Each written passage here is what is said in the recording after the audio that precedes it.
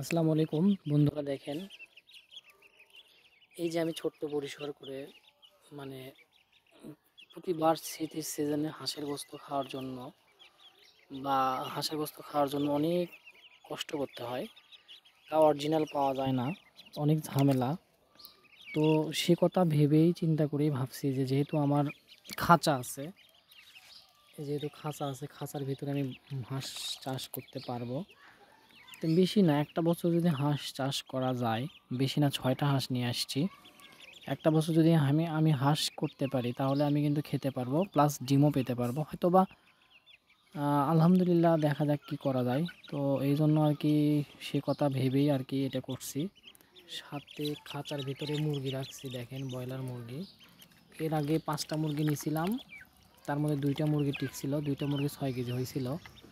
সেটা আমার বাচ্চার যখন সুন্নাত করাইছিলাম সেখানে মানে ওইটা ইউজ করছিলাম, তো ভালোই হয়েছিল। তো যাই হোক, ভালোই হয়। তো যাদের বাসায় সময় আছে, ধৈর্য আছে, এগুলো ধৈর্যের দরকার হয়, আপনারা কিন্তু করতে পারেন। কারণ ধৈর্য ছাড়া কিন্তু এগুলো সম্ভব না, একদম ধৈর্য লাগে, প্রচুর লেভেলের ধৈর্য লাগে। তো যেহেতু আমার নাকি ধৈর্য আছে, তো দেখি কি করা যায়। তো আমি 6টা হাঁসের বাচ্চা নিয়ে আসছি, আর হলো 5টা ব্রয়লার মুরগি নিয়ে আসছি। কতটুকু কি হয় আপনারা কমেন্টে জানাবেন, আমি আপনাদের মাঝে মধ্যে আপডেট দিব। তো যাই হোক, দেখেন এগুলো কিন্তু দেশি হাঁস, একদম দেশি হাঁস। 50 টাকা পিস নিছিল হাঁস, আর ব্রয়লার নিছিল 70 টাকা পিস। তো আমি যেহেতু মোটামুটি সময় পাই, তো ভাবলাম যে দেখি না কি করা যায়। তো যাই হোক, উদ্যোগটা কেমন লাগলো আপনারা জানাবেন। যদি ভালো লাগে অবশ্যই জানাবেন।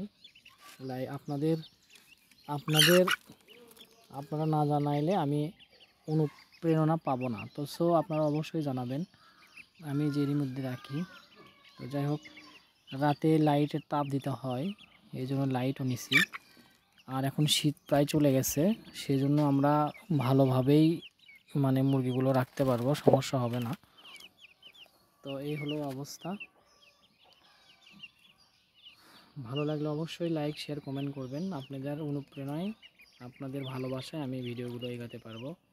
তো ইনশাল্লাহ সবাই ভালো থাকবেন। আসসালামু আলাইকুম।